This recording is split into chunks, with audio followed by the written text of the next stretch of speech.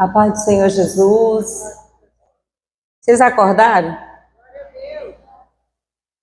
Amém? É uma alegria estar aqui nessa manhã para compartilhar com vocês a palavra de Deus. E hoje vamos ministrar aqui para os irmãos, para as irmãs. Quem ganha aqui sempre, hein? As medalhas aqui, vocês têm isso? Ou não tem gincanas? Tem não? Nós trabalhamos ali com a IBD, já temos 4 anos que somos, eu falo somos, porque nós somos uma equipe. Ninguém trabalha sozinho na Escola Bíblica Dominical. Então, na congregação onde eu congrego, no campo do pastor Antônio Xavier, nós trabalhamos com a Escola Bíblica já há 4 anos, damos capacitação para professores, superintendentes em vários lugares. E agora mesmo terminamos de ter um grande congresso de Escola Bíblica Dominical, tendo o pastor Ciro Sanches Borges sendo nosso palestrante e o pastor Alexandre Coelho da CPAD. E sempre é uma benção poder aprender. Eu falo que eu sou uma eterna aluna da Escola Bíblica Dominical, desde criança, né? Louvo a Deus pela vida da Elma, porque foi ela que me levou para a Escola Bíblica Dominical. E existia assim uma coisa. A Elma me levava no domingo para a Escola Bíblica Dominical, mas sábado eu era da Adventista. A Adventista era do lado da minha casa e do outro lado era a Assembleia de Deus. Aí no sábado eu ia para a Sabatina e no domingo eu ia para a Escola Bíblica. Então tudo que tinha aqui eu perguntava para essa aqui. Então eu falo que o Senhor me fundamentou na Escola Bíblica Dominical. E eu me lembro da primeira lição que eu decorei. Primeiro versículo que eu decorei. Por que eu decorei o primeiro versículo? Porque eu queria ganhar uma figura, uma ilustração que era preto e branco. Chegaram aqueles primeiros álbuns para as crianças, né? E as professoras diziam que quem soubesse o versículo ia ganhar aquela figura. E eu lembro que era um barquinho que estava tratando de Jonas, a fuga de Jonas, e o versículo era assim, era Jonas 1:15, e quando chegou um dia que eu já sabia ler, que eu já tinha conhecimento um pouquinho da Bíblia, que eu ouvi os irmãos falando Jonas 1:15, eu falei, já sei, eu já falei isso aqui, porque era decorado. Nem sempre aquilo que a gente decora a gente sabe. Quando a gente sabe, a gente decora. Mas quando a gente decora, a gente não sabe. É por isso que precisa de um aprendizado para fixar na nossa mente a palavra de Deus. E a palavra de Deus, ela nunca é velha, ela nunca é antiga.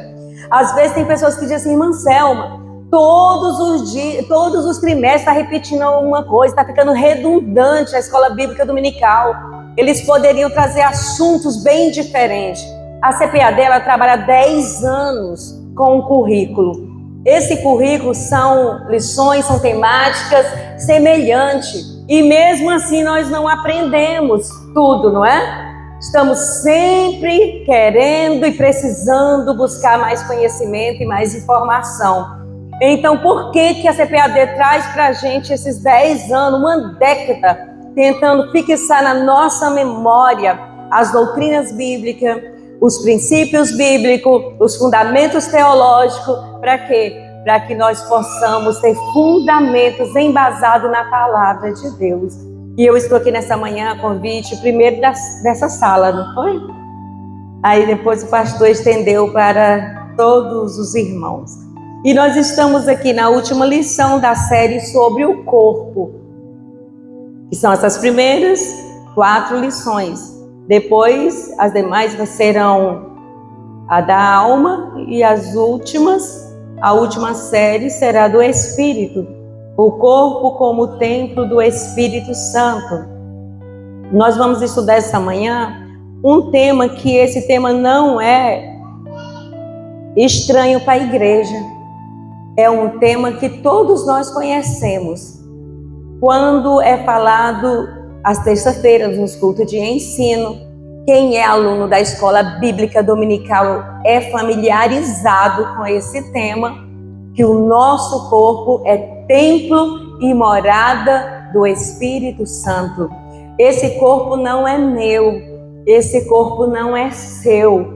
Nós simplesmente recebemos como um presente do Senhor. E nós estamos aqui sendo mordomo desse corpo que nós achamos que é nosso e não é. Porque um dia nós vamos ter que prestar conta, né? Porque esse corpo aqui é a casa, é a habitação, é a morada. É aquilo que o Senhor disse, que Ele não habitaria em templo feito por mãos humanas. Esse templo que está aqui é uma casa de oração, onde nós, como cristãos, nos reunimos em torno do nome do Senhor, que fez os céus e a terra, para nós nos reunirmos em assembleia, para adorar o Senhor, para testemunhar das vitórias.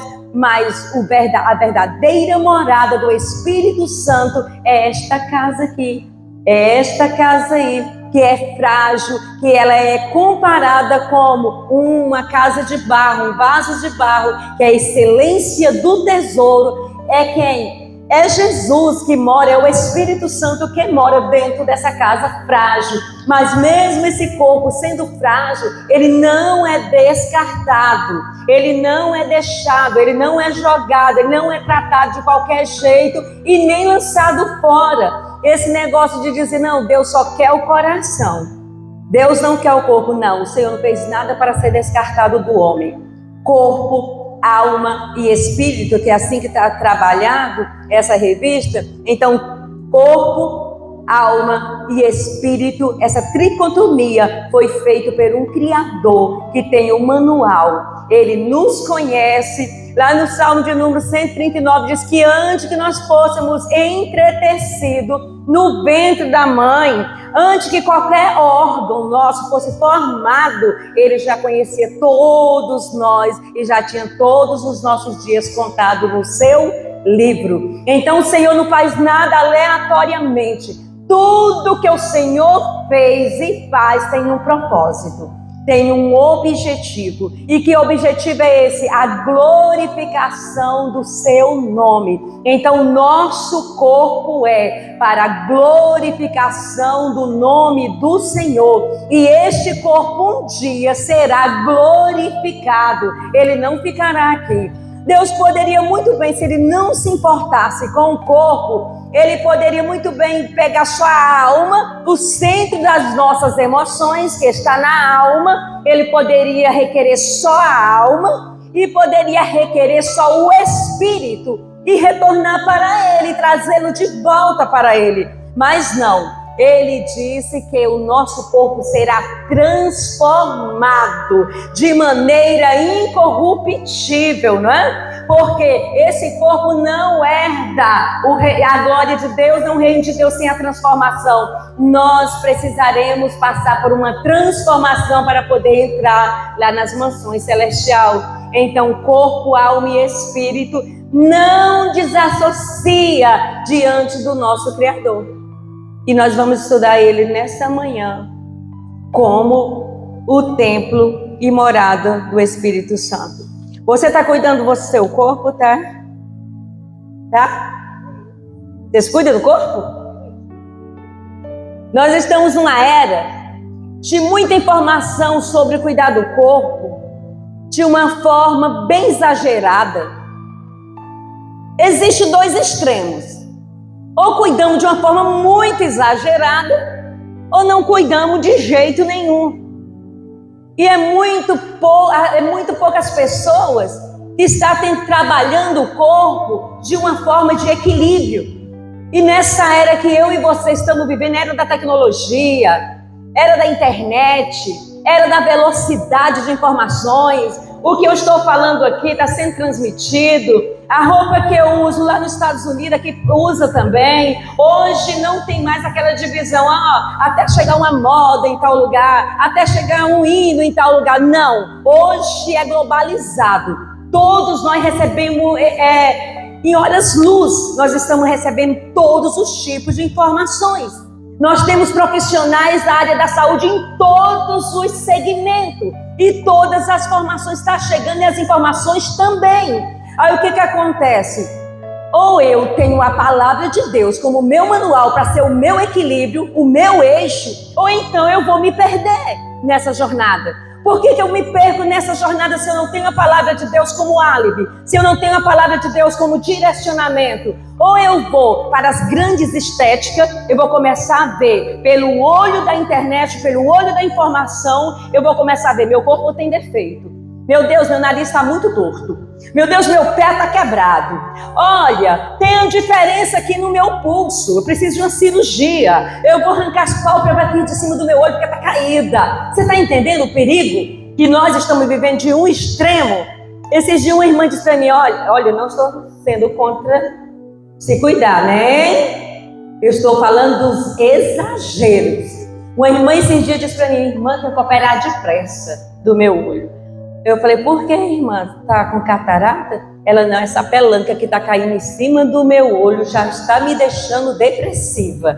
Irmão, nós vamos envelhecer. Querendo ou não, vamos envelhecer. Eu tô com 50 anos, tá caindo assim. Você dá uma ribadinha aqui, não tem nadinha, né? Mas você vai precisar cortar tudo, fazer um monte de coisa para poder, porque está insatisfeito. Daqui a pouco, algumas lições que vai vir, você vai ver o tratar da alma. Então, não desassocie uma coisa da outra. Como nesta manhã nós estamos falando desse templo do Espírito, nós temos que cuidar dele sim, mas tendo equilíbrio em cada fase do nosso tempo. Corpo, alma e espírito não desassocia, mas eu preciso cuidar deste corpo com equilíbrio. Eu preciso cuidar deste corpo com equilíbrio, sabendo que ele é templo e morada do Espírito, não com exageros, mas eu preciso também caminhar, eu preciso também praticar atividades físicas, eu preciso comer só o suficiente, não o excedente, e isso assim a Bíblia nos ensina. Se você estiver sentado na mesa do rei, o que a Bíblia fala? Estiver cheio, está lá em Provérbios, uma mesa não come tudo. Come de tudo, mas não come tudo. Ele fala assim, ó, enfia uma faca na tua garganta. Não é para ninguém se matar, não está estimulando ninguém ao suicídio. Está falando, tenha equilíbrio na tua alimentação, porque você está sentado diante de um rei. Isso aqui era só para a sociedade, mas a mensagem desta manhã é para mim e para você interiorizar e algo para nós produzir mais e mais para a glória de Deus. Então vamos entrar aqui no nosso texto. Introdução. Na lição anterior, vimos como o pecado afetou o corpo humano, trazendo sofrimento e morte. Mas vimos também que a obra redentora de Cristo é poderosa para restaurar todas as coisas, o que inclui a redenção de nossa matéria corrompida. Romanos 8 e 23. Alguém pode abrir a Bíblia em Romanos 8 e 23? E leia para mim, quem for rápido aí. Nesta lição estudaremos a respeito do corpo como templo do Espírito Santo, enfatizando sua importância e necessidade de cuidados, principalmente quanto à santificação.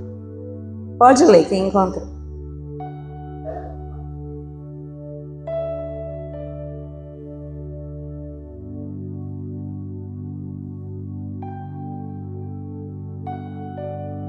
Amém? Vocês ouviram? Ninguém ouviu? Pois leia de novo. Pode ler. Os irmãos lá ouviram, vocês ouviram o quê? Não só ela, mas nós mesmos, que temos as primícias do Espírito, também gememos em nós mesmos, esperando a doação e a saber a redenção do nosso. Temos uma expectativa, não temos? Nós temos uma expectativa dessa redenção. Corpo, propriedade e habitação divina, comprado e selado. Não sabeis vós, e propriedade e domínio. São os 3 subtemas que vamos ler agora, estudar agora. Comprado e selado. Assim como o espírito e a alma, nosso corpo também foi comprado por Cristo e tem o selo do Espírito Santo. Isso nos torna propriedade de Deus em todos os aspectos, inclusive no físico, que é literalmente templo e santuário. como Jesus prometeu aos discípulos, eu rogarei ao Pai e ele vos dará outro Consolador, para que fique convosco para sempre. O Espírito da verdade que habita em vós, estará em vós. João 14. Alguém abre a Bíblia em João 14. Vamos ler a Bíblia? João 14. Eu vou pedir o obreiro aqui. Como é que é o seu nome? Lê aí para nós. Abre para nós em 1 Coríntios 6 e 20.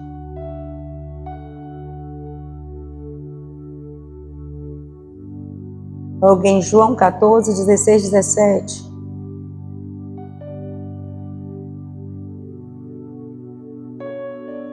Como estamos falando do templo, vamos ver a referência. 1 Coríntios 6 e 20. Eu rogarei ao Pai, ele nos dará outro Consolador.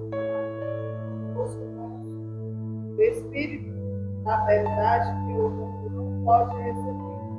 Ele não vê nem conhece, mas vós conheceis o posto que estará.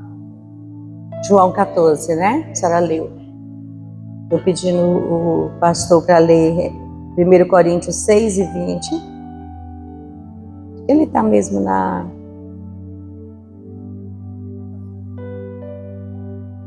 É porque eu estou com as duas salas. Estou usando as duas salas. É o último versículo aí da leitura bíblica. Depois comprado por bom preço.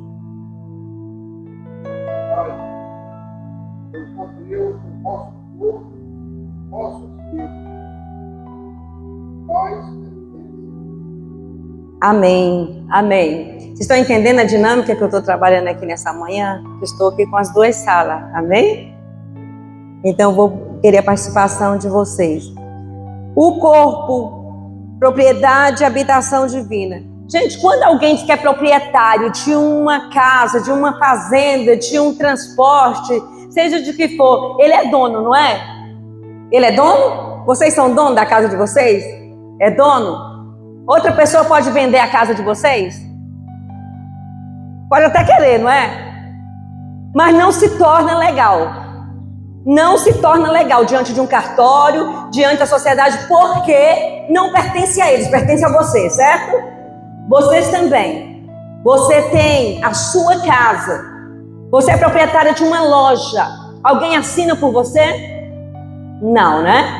É selado, está dizendo que tem um dono, tem uma dona. Não é de qualquer um não pode chegar abolinando, né? Mexendo, vendendo, fazendo o que quer. É isso que a palavra de Deus está dizendo para mim e para você. Foi falado ali em Efésio e aqui foi no Evangelho de João, certo? Então nós estamos vendo, Paulo falou, João também falou, estamos pegando aqui duas passagens que está fundamentando para nós que o Senhor, Ele é dono do nosso corpo, proprietário. Então o proprietário, o dono, ele deseja exclusividade.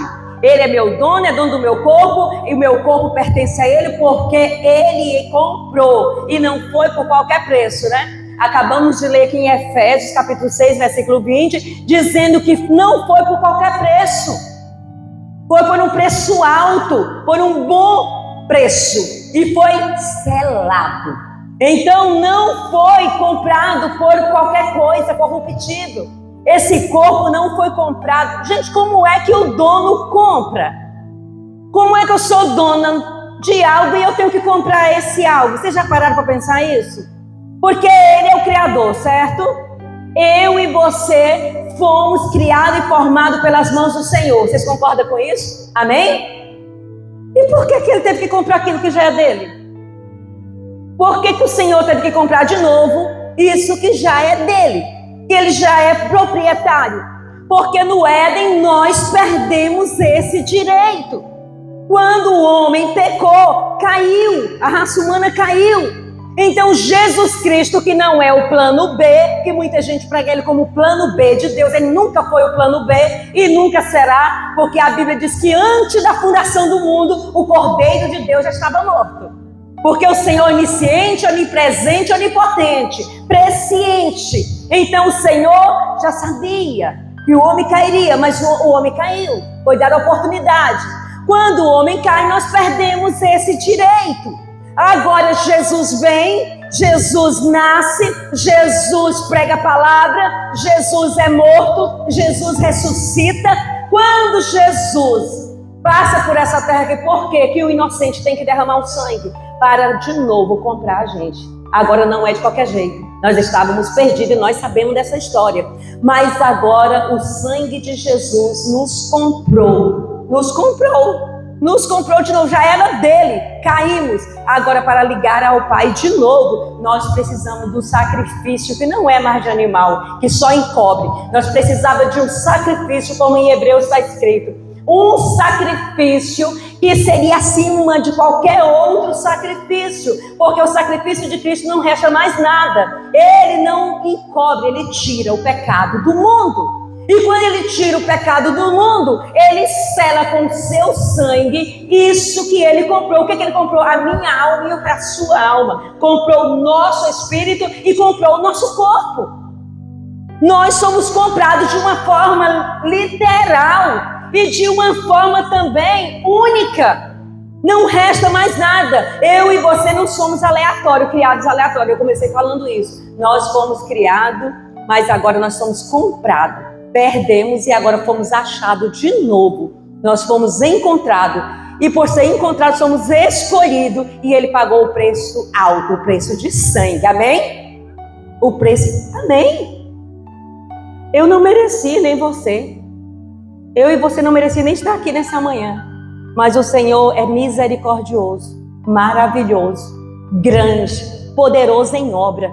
Comprou minha vida, comprou a sua vida, comprou a minha alma e a sua alma. Ainda que eu e você não queira e nem reconheça, Ele é o nosso Pai. Ele é o nosso Deus. Ele é o nosso proprietário. Ele é o nosso dono. E Ele está dizendo, eu quero exclusividade porque você é meu. Você é minha, você é meu. Se as pessoas tivessem esse entendimento, ninguém queria dar cabo na vida, não. Ninguém queria se suicidar. As pessoas se sentem sozinhos, largados hoje. Acham, ninguém me vê, ninguém olha para mim, ninguém fala isso ou isso. Mas se ele fosse para a palavra de Deus, ele ia ver que ele era amado, escolhido, comprado. Era uma pessoa já selada pelo Espírito Santo. Ainda que o mundo não queira, ele quer. Ele quer. E ele já fez isso. Então nós somos comprados pelo sangue de Jesus. Vocês estão entendendo? Amém. Lá na minha igreja já tem aquele costume de deixar o povo participar. Assim, eu pergunto, os irmãos falam. E aqui eu não sei como é que vocês fazem, mas vamos lá, participando. Então nós somos comprados pelo sangue do Cordeiro. Como Jesus prometeu aos discípulos, eu rogarei ao Pai, e Ele vos dará outro Consolador, para que fique convosco para sempre, Espírito da verdade que habita convosco e estará em vós, que está em João 14.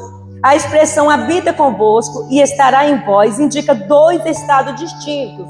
Antes da morte, da ressurreição de Jesus, os discípulos tinham a presença do Espírito com ele. Depois passaram a tê-lo dentro deles pela experiência da regeneração, que foi o que acabei de falar para vocês. Antes eles tinham a presença de Jesus com eles. Jesus andava com eles, estava com eles. Mas depois eles se tornam a morada. Agora Jesus já foi para o céu. E agora o homem passa a ser a morada do Espírito Santo. É por isso que eu não falo mais do jeito que eu gostaria de falar. É por isso que eu não reajo mais conforme eu gostaria de reagir. É por isso que eu não faço mais o que a minha natureza humana manda fazer. Porque dentro de mim habita, dentro desse corpo, desse tabernáculo aqui, habita Deus.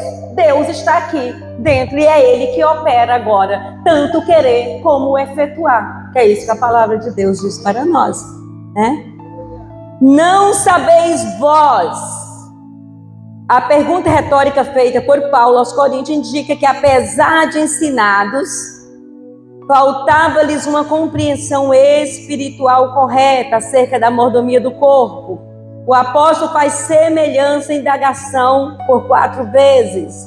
Os coríntios eram imaturos e carnais, por isso havia tantos pecados entre eles. Um irmão abre aí 1 Coríntios, capítulo 3, versículo 16. E outro abre 1 Coríntios. A sala dos homens vai ficar com 1 Coríntios 3, 16. A sala das irmãs vai ficar com 1 Coríntios, capítulo 5, versículo 1 e 2.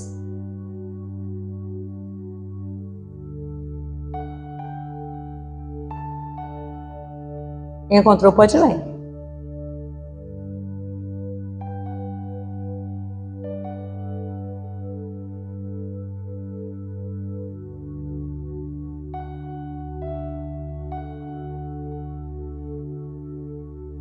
Amém?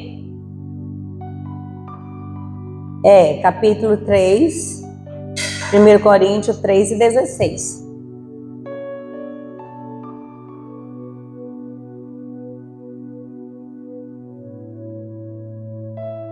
É só isso mesmo.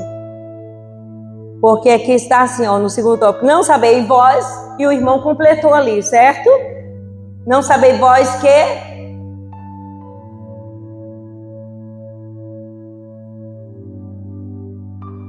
Não sabeis vós que vocês são o templo de Deus e que o Espírito de Deus habita em vós? As irmãs, pode ler.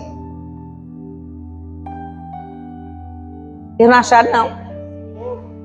Que há entre vós moralidade sexual, imoralidade ao qual nem ainda como é a Capítulo 5, versículo 1, 2 e o 9. Leu 9. Da mulher, estáis inchados, nem ao menos vós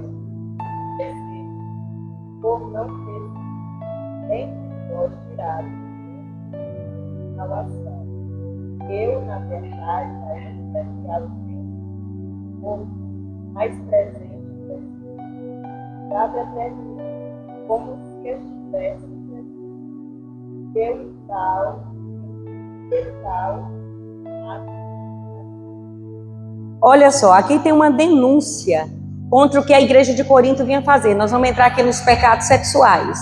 Não sabeis vós que sois o templo e morada do Espírito? Então, se eu sou o templo e morada do Espírito, eu não posso praticar o que eu quero. Então, a carne aqui, ela está sempre operando contra o Espírito, certo? Carne versus Espírito. Há uma guerra contínua. Todos os dias eu e você passamos por batalhas espirituais. O meu espírito quer algo, a minha carne quer outra coisa, a minha natureza quer uma coisa, o Espírito de Deus e a vontade de Deus quer outra coisa. E quando chega esse momento aqui, Paulo ele faz uma denúncia. Primeiro ele fala, vocês não sabem que vocês são templo e morada do Espírito Santo? Primeiro ele conscientiza aquela igreja que eles são morada do Espírito Santo e que Deus quer exclusividade e que eles foram tirados das trevas para a maravilhosa luz e que agora eles não podem mais andar sob o percurso do mundo como outrora eles andavam, praticando todo tipo de orgia, luxúria, todos os tipos de pecados sexuais, como ali em Corinto. Era uma região portuária, era uma região onde todos paravam para vender, comprar. Então aqueles homens, eles iam para aqueles grandes templos da deusa Afrodite, que era a deusa da fertilização, como é que é? Não é fertilização não, é isso mesmo? Fertilidade, que eu estou indo para o agro, da fertilidade. Essa deusa, ela era cultuada, e o culto que faziam a esses deuses pagãos eram as práticas sexuais de todas as formas que vocês imaginam e não imaginam. Bestialidade, todos os tipos de prática que o próprio Deus já havia condenado. Agora Paulo vem ensinar essa igreja. Paulo já passou uma vez, Paulo já passou de novo, agora ele está aqui de novo ensinando. Eu poderia trazer para vocês um ensinamento mais aguçado, mais fundamentado, como nós falamos aqui para a nossa região paraense, ali no Tocantins e Maranhão, um chambari. Todo mundo conhece o chambari, não conhece? Mas por vocês ainda ser meninos, vocês ainda estão nesses ventos de doutrina, eu não posso dar esse tipo de ensinamento para vocês.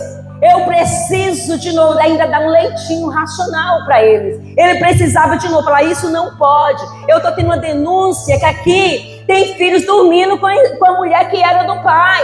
E está tendo todos os tipos de pecados sexuais acontecendo. E eles achando que era normal. Ali era a cultura daquela região. Aí nós falamos, não, eu pratico isso porque é a cultura da nossa nação. É a cultura da nossa cidade. Deus é santo e requer que o nosso corpo seja santo. E que nossa alma seja santa. E que o nosso espírito seja santo. Porque Ele é santo. Cultura de país nenhum. Cultura de cidade nenhuma. Ela está acima da santidade de Deus. Deus é santo e Ele exige que o seu povo seja santo. E essa santidade, ela não vai começar lá no céu. Ela começa aqui. Nós estamos em processo de santificação. Santidade em ação se torna santificação. Todos os dias eu e você precisamos de santificação. A santificação nos olhos, a santificação no ouvido, a santificação quanto vestuário, a santificação em toda maneira de viver. Porque Deus não se importa com isso, importa sim. Ele nos deu um exemplo no Éden, quando o homem e a mulher pecou, que fizeram a roupinha de folha de figo, não foi? Se vestiram lá com a roupinha de folha de figo. O Senhor chegou e fez uma roupa para eles de couro de animais, para o homem e para a mulher. E Anselmo, o que você quer falar? O que a revista quer falar? Que nós, como servos de Deus, serva de Deus, nós precisamos ter bom senso naquilo que nós vamos vestir. Porque Deus não se importa, importa, porque nós somos propriedade dele. E se nós somos propriedade dele, existem regras, existe uma fórmula, existem diretrizes, e nós precisamos adaptar o que Deus deseja para as nossas vidas. Às vezes é quem bate, nós não estamos falando aqui hoje uso e costume, nós estamos falando de bom senso, daquilo que o Senhor quer que nós tenhamos. Para quê? Para que nós possuamos esse vaso aqui de barro, sabem, que é em santidade, é em santificação. Por quê? Porque o Espírito que em nós habita, ele tem ciúme. Não é isso que a Bíblia diz? Ele tem ciúme. De onde que ele tem ciúme? Desse corpo, dessa alma que ele vai habitar dentro dela. Ele não habita em lugar sujo. Ele habita em lugar limpo e purificado. Com o quê? Com o sangue do Cordeiro. Mas eu e você temos uma participação. Não é porque o Senhor nos comprou que agora nós vamos ficar de qualquer jeito. Não. Nós temos uma parceria com o Senhor. E qual é essa parceria? Eu faço a minha parte. Qual é a minha parte? Eu vou ter bom senso no que falar, no que ouvir, no que eu vou ver. Como é que eu vou me portar diante da presença dos homens e diante da presença de Deus? Entendido, irmãos? Amém? Glória a Deus. Glória a Deus, aleluia. O padrão moral segundo Deus é mais elevado do que o nosso. Aqui nós temos uma diretora de uma escola. Eu tenho certeza que a escola dela, a instituição que ela trabalha, tem regras, tem princípios. Ninguém vai entrar ali de qualquer jeito. Não vai falar de qualquer jeito. Menino não vai subir nas cadeiras e tirar a piroleta lá e comer de cabeça para baixo. Vai? Não vai. Não vai. E o padrão de Deus é mais elevado do que o dela. O padrão de Deus é mais elevado do que o seu, quanto sacerdote do seu lar. O padrão de Deus é mais elevado do que é meu. Todos nós temos um padrão, todos nós temos um jeito de comandar nossa vida, nossa família, nossa casa, a instituição que nós fazemos parte. E o padrão moral de Deus é mais elevado do que o nosso. É muito mais elevado do que o nosso. Então eu e você precisamos entender que o nosso corpo, como templo e morada do Espírito, tem um dono que está comandando. E esse dono tem um padrão elevado, então ele vai nos direcionar dia por dia. João, Maria, eleve isso aqui, eleve isso aqui. E não é inalcançável o padrão de Deus? Não, não é inalcançável, é alcançável. Como que ele é alcançável? Quando eu me submeto à sua vontade, à sua palavra. Então não se torna um fardo fazer a vontade do Senhor. Amém? Vamos correr aqui. Propriedade e domínio. O detentor da propriedade deve ter também o domínio. Se pertencemos ao Espírito, devemos viver sob seu domínio. Como enfatiza Paulo, nosso corpo é para o Senhor e não para as impurezas. Somos membros de Cristo e templo do Deus vivente. Por isso, o pecado contra o corpo ofende gravemente a santidade de Deus e produz terríveis sofrimentos. Quando isso acontece, somente um profundo arrependimento e sincera confissão conduz uma verdadeira e completa cura e restauração. Para você ver que não é qualquer coisa. Propriedade e domínio. Ele é dono, mas ele também tem que ser senhor. Ele é proprietário, mas ele também deve ser senhor. O Senhor tem domínio. Às vezes nós queremos Deus só como nosso Salvador. A maioria das pessoas querem Deus só como Salvador. Porque o Salvador não tem domínio. O Salvador só salva. Agora o Senhor tem domínio. O Senhor tem domínio. Você é proprietário e Senhor. Deus é o proprietário e Senhor. Se Ele é proprietário e Senhor, Ele tem domínio. Eu sou serva. Se eu sou serva, então eu tenho que obedecer o que o meu proprietário e Senhor, Ele é meu Salvador e meu Senhor. Ele não é só meu Salvador, Ele é meu Salvador e meu Senhor, porque Ele é meu proprietário. Então Ele agora, eu abro mão para que Ele tenha domínio sobre a minha vida. Aquilo que eu penso, aquilo que eu faço, aquilo que eu deixo de fazer, Ele precisa ter esse domínio. Porque se nós não entender Ele como Salvador e como Senhor, nós vamos falar assim, não, eu penso desse jeito, eu sou crente, mas ninguém manda em mim. Eu sou crente, mas eu entendo desse jeito. Eu não entendo a Bíblia como a irmã está falando. O irmão fala de um jeito, eu falo de outro. A irmã fala de um jeito, eu falo de outro. E está tudo bem. Não está tudo bem. O padrão de Deus é mais elevado. É a Bíblia que nos rege. Não é segundo o que eu penso, não é segundo o que você acha. É segundo o que a Bíblia diz que é. O que a Bíblia diz que é e pronto. Nós que temos que submeter ao ensino de Deus. E se Ele é o nosso proprietário, Ele tem domínio sobre o meu espírito e sobre o meu corpo. É Ele que vai direcionar a minha vida. Amém? Glória a Deus. Aleluia. Por quê? Porque se nós pecamos com esse corpo aqui, outros pecados é fora do corpo. Mas o pecado no corpo é dentro de nós mesmos. As consequências vão vir. Se eu me prostituo, vai afetar a minha alma, vai afetar o meu espírito. Não tem como não ser afetado os três: alma, corpo e espírito. No corpo temos as consequências, doenças, e temos tantas outras coisas no corpo. Na alma, traumas, culpas e um monte de doença psicossomática. Elas vão vir por causa de um pecado sexual. E esse pecado pode ser de pornografia. Esse pecado ele pode ser de um adultério, de uma fornicação. Esse pecado pode ser só dos olhos, só do pensamento. Você está entendendo? Mas tudo isso vai ter consequência. É por isso que o Senhor está dizendo, olha para cá, olha para o caminho e você vai viver. Olha para o caminho e viverei. Quem é o caminho? Jesus. Quem é a porta? Jesus. Quem é o Salvador? Jesus.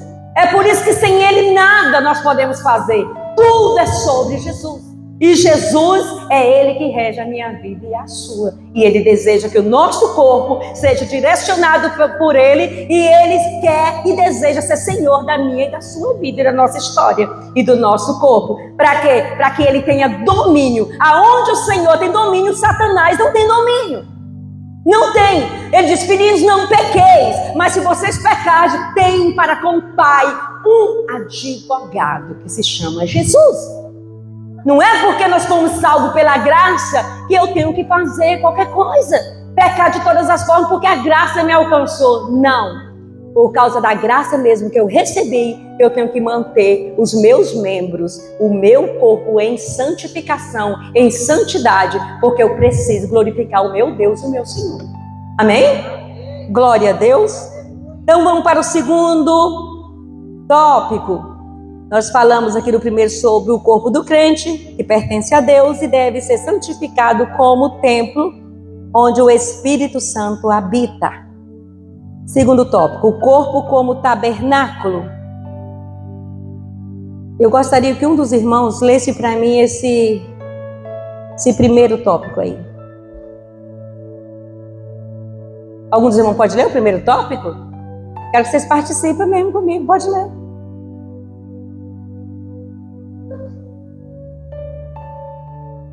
O segundo tópico aí, ó. Vocês não querem não ler? Vocês estão tímidos só porque eu não sou daqui. Se eu fosse, estava aí tudo falando, né? Então vou ler aqui. Portador da presença. Uma das figuras aplicada ao corpo do Novo Testamento é o tabernáculo. Paulo e Pedro usam essa linguagem metafórica. Estamos neste tabernáculo, neste corpo. 2 Coríntios 5:4. Brevemente hei de deixar este meu tabernáculo. 2 Pedro 1:14. Isso nos remete ao Antigo Testamento, ao tabernáculo de Moisés. E me farão um santuário e habitarei no meio deles. Êxodo 25, versículo 8. E solidifica o entendimento do corpo como portador da presença de Deus. O Todo-Poderoso decidiu viver em nós uma tão frágil habitação. É aquilo que eu comecei a falar. Aqui já teve um estudo. Quem é aluno da Escola Bíblica Dominical participou há pouco tempo de uma revista onde falava do tabernáculo, do lugar santo, né?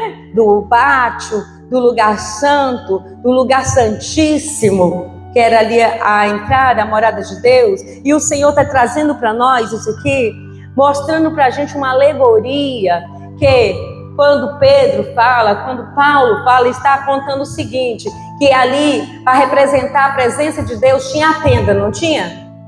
A tenda carregava consigo a presença de Deus.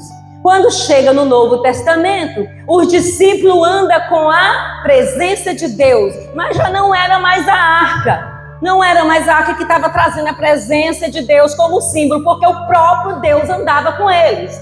O próprio Jesus não estava andando no meio dos discípulos.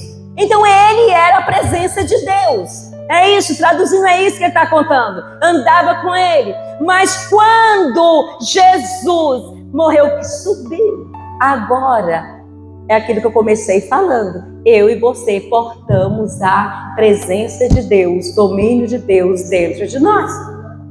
Tá entendido? Se tiver alguma dúvida, vocês podem me perguntar que eu respondo, tá bom? E solidifique o entendimento do corpo como portador da presença de Deus. Se eu carrego a presença de Deus comigo, eu posso fumar? Eu posso beber? Eu posso xingar? Eu posso me cortar? Posso.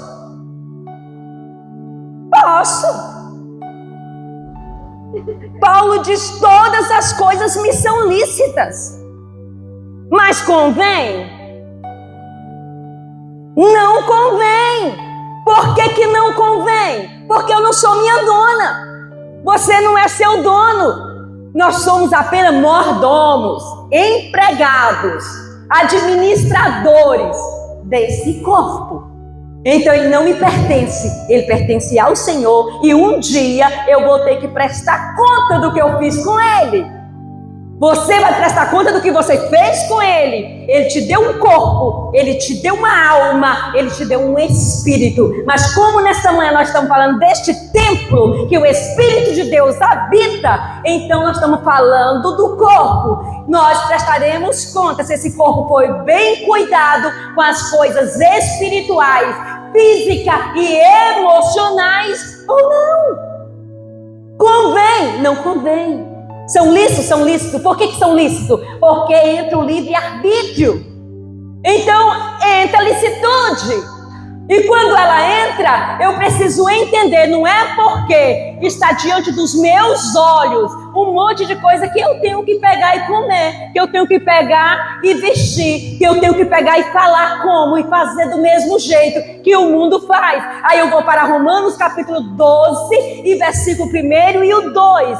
E o versículo 2 está dizendo o quê? Que não é para nós encaixar no padrão deste mundo, na forma deste mundo, mas é para nós moldar todas as coisas da nossa vida, o proceder, a forma de ser conforme o padrão de Deus e não o padrão deste mundo. E como é que isso acontece? Pela renovação do meu entendimento, pela renovação da minha mente. E a minha mente, a sua mente, igreja, ela só é renovada através da palavra de Deus. Sem a palavra de Deus não tem renovação na mente. Sem a palavra de Deus não tem renovação do espírito. Por quê? Porque a Bíblia é o único manual, é o único livro que é diferente de todos os livros. Por quê? Porque o nosso Deus está vivo e Ele fala conosco e nos confronta a sua verdade. Vocês estão entendendo o que a palavra está dizendo? Amém. Vamos correr aqui um pouquinho. Tabernáculo e tricotomia. A analogia do tabernáculo reforça também o aspecto tricotômico do ser humano. A composição em 3 partes, assim como a edificação feita no deserto.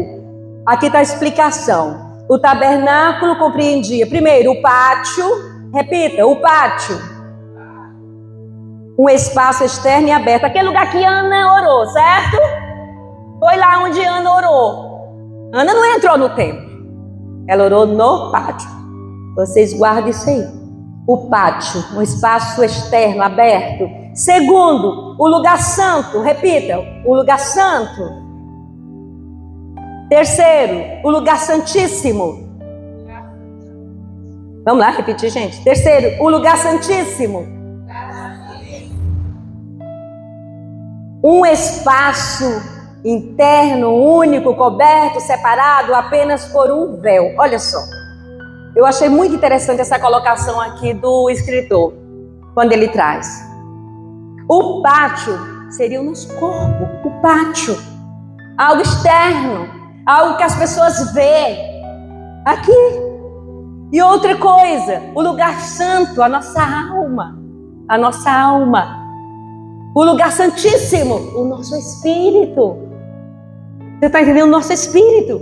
Mas não é porque o pátio, o lugar, um espaço aberto, que todo mundo tinha acesso. Nem todo mundo tem acesso àquilo que tem um dono. O lugar é livre. Vai ali naquele lago que eu fui fazer caminhada nele e chegar até perto daquele lugar, porque ele é um espaço aberto e livre. Para você ver se a administração da prefeitura não chega lá. E você é atuado, é ou não é? Em flagrante, e você vai sofrer as consequências. Então não é porque o nosso corpo externo está aqui, é o meu corpo, minhas regras.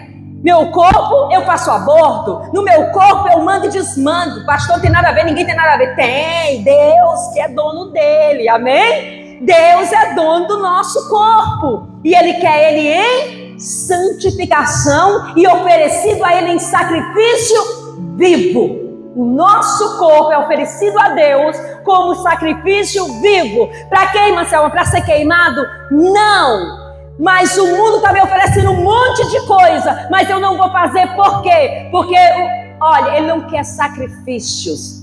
Não é isso que o salmista diz? Se Ele quisesse sacrifício, eu daria. Mas Ele quer um corpo vivo, um sacrifício oferecido vivo. E como é que eu ofereço esse sacrifício? Eu vou deixar de fazer aquilo que eu gostaria de fazer. Eu não vou pecar. Não é porque eu não quero pecar. Você não peca, não é porque você não quer pecar. Nós não pecamos porque nós temos um dom. Nós lembramos disso e temos essa consciência. Então, quando eu ofereço o meu corpo em sacrifício vivo, eu estou falando de renúncia. Renúncia. É lícito? É. Mas convém? Não. Eu renuncio para quê?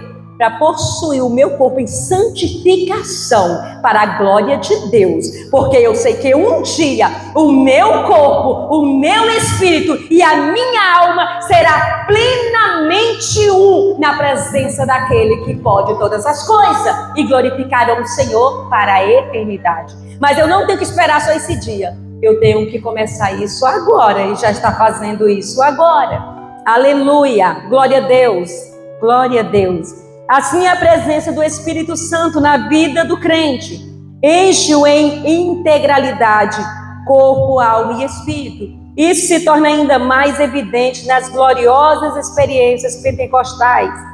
Quando a gente está naquele momento, né? Nós somos pentecostais, todos nós que estamos aqui? Vocês são pentecostais também? Todos nós que estamos aqui somos pentecostais. Naquela hora que nós estamos assim, sabe, naquele fogo, recebendo de Deus aquele poder, dando glória a Deus, aleluia, sendo batizado com e no Espírito Santo e com fogo, que o Espírito Santo se manifesta. O corpo é jogado de um lado? Não. Não. O Espírito é jogado de lado? Não. E a alma fica calada? Não. Os três atuam junto. Existe uma fusão juntos.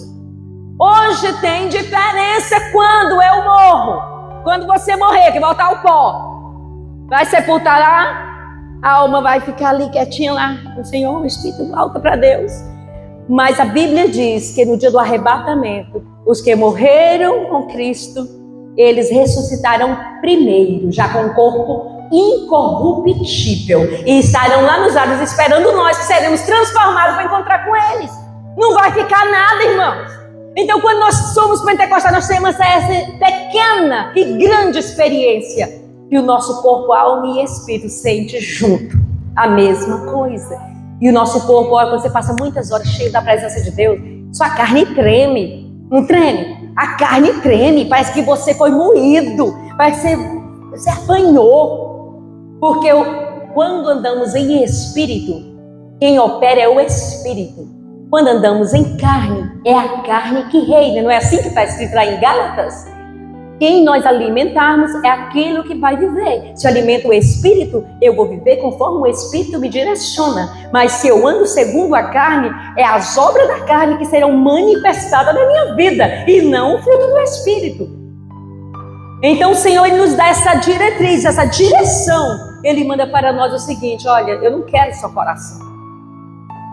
Não quero seu coração. Eu quero teu corpo também. Eu quero que você possua esse vaso de barro aí, sabendo que tem um dono. E esse dono é proprietário e tem um domínio sobre isso. Só que esse corpo aí, as pessoas estão fazendo hoje o que quer. E o Senhor está dizendo: não, esse corpo não é poderoso sem mim, não. Esse corpo só é poderoso porque o tesouro habita dentro dele. Que tesouro é esse? O próprio Deus, o Espírito de Deus habita dentro desse vaso de barro. Amém? Glória a Deus. Aleluia. Outra lição espiritual que extraímos da metáfora do tabernáculo. Aqui é o terceiro tópico do segundo. Outra lição espiritual que extraímos da metáfora do tabernáculo é a importância de ter a presença de Deus como guia permanente e eficaz em nossa vida. Se a nuvem do Senhor que estava sobre o tabernáculo se levantava e os filhos de Israel caminhavam, se não se levantava, permanecia no mesmo lugar. Ser sensível ao Espírito nos livra de decisões e movimentos errados em nosso viver diário. É melhor seguir a nuvem que de dia quer de noite. Aqui está falando da vontade de Deus. Quando a nuvem não saía, o povo ficava ali dentro do tabernáculo. Ninguém saía, ninguém se movia. Mas na hora que a nuvem saiu, o povo tinha que sair no Antigo Testamento com Moisés. Era ou não era? Vocês já ouviram, né? Está aqui em Números. Está em Números 9, 21 e Êxodo 33 e versículo 15. O que o Senhor quer nos ensinar nessa lição? Não saia do centro da vontade de Deus. Por quê? Nós já tomamos muitas decisões erradas, mesmo com esse Deus morando dentro de nós e nos guiando. E aqui está dizendo o seguinte: tenha Ele como o teu guia, a tua direção, a minha direção. O Senhor, quando Ele tem domínio na minha vida e na sua, nós precisamos ouvir a sua voz. E a voz dele está falando dentro de nós o tempo todo. Seguir o caminho, andai por ele e viverei. É essa a palavra de Deus para nós. Andai por este caminho e viverei. Que caminho é esse? O próprio Jesus que é o caminho. Então eu tenho que andar sobre Jesus todos os dias. Para que, Senhor, seja o meu guia. Toma direção da minha vida, toma direção nas minhas decisões e deixar Ele mesmo ser Senhor. Porque às vezes nós falamos isso, mas nós pegamos a rédea das coisas. E as coisas dão errado e começamos a lamentar. Senhor, por quê? Por que isso aconteceu? Foi nós que escolhemos. Porque a vontade de Deus ela é boa, ela é perfeita e ela é agradável. Aleluia, bendito seja o Senhor. E nós vamos caminhar agora para o encerramento, para o último tópico.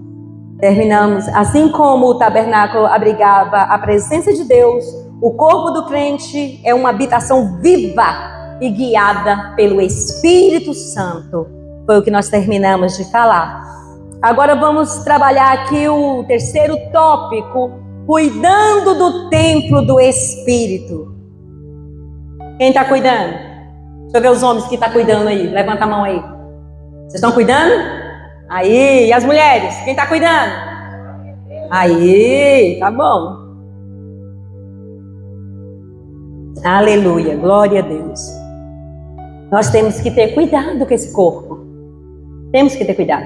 A minha irmã, eu tenho uma irmã, nós somos muitos.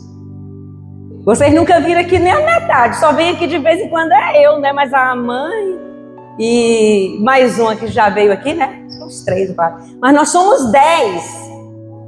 10 irmãos, 6 mulheres, né? 6 mulheres e os outros homens. Nós temos que contar lá, um é 14, um é o 10, ou é o 20. E isso são os biológicos. Nós não estamos contando daquele que a mãe criou. A mãe criou um bocado que não é filho, né? São outras pessoas dos agregados que se tornaram irmãos também. Mas nós temos aquele negócio assim de juntar a turma para conversar, para contar história, para rir até daquelas coisas que deram errado, entendeu? E a gente vai falando sobre como fugir, como cuidar do templo do Espírito. E nós temos irmãos crentes e temos irmãos descrentes. Nós temos aqueles que aceitaram Jesus, todos aceitaram Jesus, todos nasceram no Evangelho. Mas nem todos seguiram. Nem todos seguiram. E até aqueles que zombam daquelas que são crentes, no dia mau, no dia que está passando pelo vale de Baca mesmo, sabe o que acontece? Ele liga para as crentes. É para os crentes que ele liga. Um dia, meu irmão falou assim, minha irmã, eu lembrei disso porque nós estamos entrando aqui nesse tópico. Ele disse assim para mim, minha irmã, tu é tão bonita. Por que tu não vai namorar, menina? Vai namorar. Lá esse negócio de ficar pregando, de crença, de... Não, isso aí é coisa de velho. Isso aí não é coisa... Isso eu tinha 38 anos. Assim que eu fiquei viúva, sabe? Você é muito nova, você não precisa disso não. Aí eu falei, mas você sabia que isso é prostituição? A Bíblia chama isso de promiscuidade. Prostituição. Eu na casa do Senhor estou sendo guardada. Eu estou sendo protegida. O meu corpo está protegido. A minha alma está protegida. O meu espírito está protegido. Embora nós não estamos em estado de plenitude e perfeição, mas eu estou protegida. Não, deixa isso para lá. Isso é coisa de cabeça de gente que ultrapassado. Mas quando deu uma doença que ficou bem ruim, mas muito ruim, maninha, vem aqui, só serve eu sou a única que serve. Aquela minha irmã é crente. Busca aquela minha irmã lá, ou ela ou a Elma, para vir cantar por mim, cantar para mim, orar para mim, e não sei o que. Um dia lá muito ruim na UTI, fez um transplante e não deu certo. E esse menino ruim, os médicos deixaram eu entrar lá em Goiânia. Aí eu comecei a cantar, dizendo, eu vou morrer, tô vendo isso. Tormenta. Eu tô vendo o demônio vindo me buscar. Eu tô vendo, meu Deus, foi terrível os minutos que eu fiquei ali. E aí eu comecei a cantar. E eu, pelo mundo brilha a luz desde que morreu. E ele amarrado naquela cama, com aquele tanto de gente naquela UTI, uns morrendo, aquele tanto de médico. E os médicos ficam quietinhos, bem aqui desse lado, porque é muito complicado. E eu cantando esse hino. E ele falava, quando tu canta, eles se afastam. Mas quando tu para de cantar, eles estão vindo. Olha ele pegando aquele homem lá, olha, ele gritava. Aí, quando ele falava, acabou de pegar aquele lá, eu olhava para os aparelhos, estava assim, ó, estava finalizando o médico, esse aqui entrou em óbito. Esse aqui entrou em óbito. Eu fiquei vendo a diferença de quem serve a Deus e de quem não serve a Deus. A tormenta começa ali. Tormenta mesmo. E eu ia cantando, eu olhei para eles uma hora e pensei, Senhor, se tiver um pouquinho de consciência, faça ele entender o que eu estou falando. E eu falei assim, aceita Jesus como Senhor e Salvador da tua vida, que essa tormenta vai acabar. Você vai entender quem é o Senhor e Salvador. É muito diferente o processo da morte do ímpio para aquele que já escolheu Jesus como Senhor e Salvador. E naquele momento ele disse que queria, e sacudiu a cabeça que queria, e eu orei por ele. Orei naquele momento, ele disse que naquele momento tomou uma luz, tomou o quarto, de um jeito, irmã, foi acalmou ao ponto de eles desamarrarem ele. E eu só tinha que ficar 10 minutos dentro da UTI. Eles me deixaram ficar 3 horas dentro da UTI, porque enquanto eu cantava os hinos da harpa, aquele povo todinho foi tomando uma calmaria. Todo mundo se acalmou. Aí vem me dizer que o nosso Deus não opera? Opera, Ele opera maravilha. Não importa o que a gente vive aqui nessa carne, é renunciando para poder ir para o céu. Nós temos que entender que o nosso Deus habita no nosso corpo. É no nosso corpo. E nós estamos aqui para dar uma resposta para o mundo. Embora o mundo pode zombar da gente do jeito que quiser, nós temos um dono. Nós temos um proprietário, pertencemos a alguém, pertencemos ao Deus que criou os céus e a terra, e nós somos sua propriedade exclusiva. Aleluia! Fugir da prostituição. O substantivo grego, porneia, traduzido como prostituição em 1 Coríntios 6,18, tem um significado amplo, referindo-se à impureza ou à imoralidade sexual. No sentido geral, toda a prática sexual fora do casamento está abarcada nessa expressão, ao usar o verbo fugir na voz ativa. Fugir para longe. Paulo põe a salvo das terríveis malefícios das impurezas sexuais, que começa pelo cuidado com os olhos. O que vemos e como vemos determina se nosso corpo será cheio de luz ou de trevas. Aqui em Mateus capítulo 6, versículo 22 e 23 diz o seguinte: se os nossos olhos forem bons, ou se os nossos olhos tiver luz, todo o nosso corpo tem luz. Mas se os nossos olhos forem maus, que trevas há em todo o nosso corpo? Porque a entrada para a nossa alma está nos olhos. É nos olhos. É por isso que nós temos um smartphone, um iPhone na mão. Tudo está aqui. Banco está aqui, Bíblia está aqui, hoje tudo que você precisa, endereço está aqui, aquele tanto de nome e agenda que você decorava e não decora mais, que era no caderninho, está aqui. Tudo que a gente precisa está nos olhos. Se os meus olhos tiver pureza, todo o meu corpo terá luz. Mas se nos meus olhos está impureza, eu vou ver só as coisas impuras. E todo o meu corpo será contaminado. A minha alma será contaminada, o meu espírito será contaminado. Porque os meus olhos veem, a minha mente trabalha. A minha mente trabalhando, ela joga para o meu coração. E o meu coração traz luz ao pecado.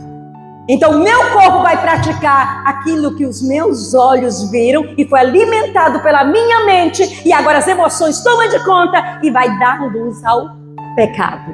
É por isso que a Bíblia diz: tenha cuidado com os seus olhos, o que você vê, porque ele é a janela da alma.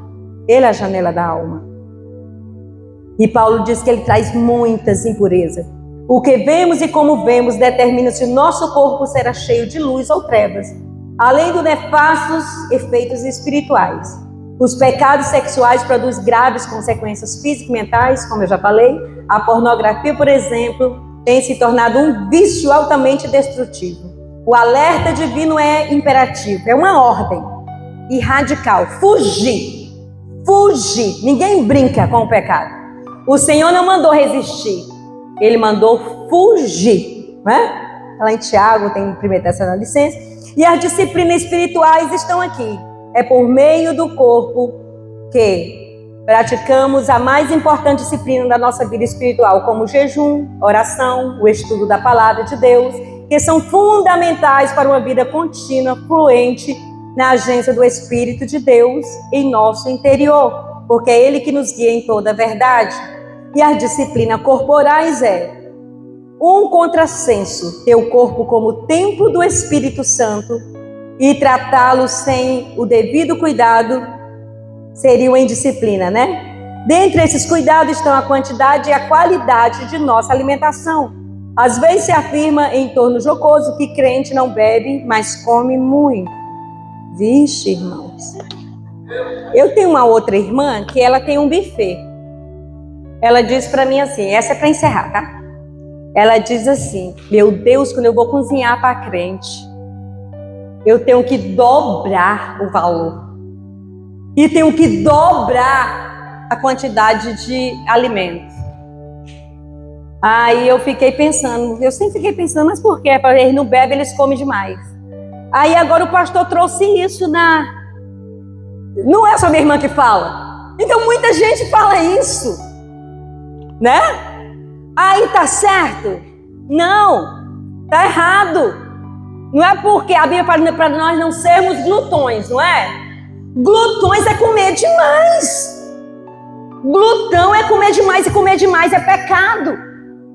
A Bíblia está dizendo para mim e para você, às vezes nós pensamos que pecado só são os pecados sexuais, mas o pecado da glutonaria também é pecado. Também é pecado, entendeu? Então, que nós não venhamos entrar nessa estatística de glutões. Come, irmão, sacia, mas não come a ponto de sair pelo nariz nem pela boca, né? Assim para os ouvidos. Vamos comer direitinho, vamos comer de tudo que tiver à mesa, mas não come tudo, né?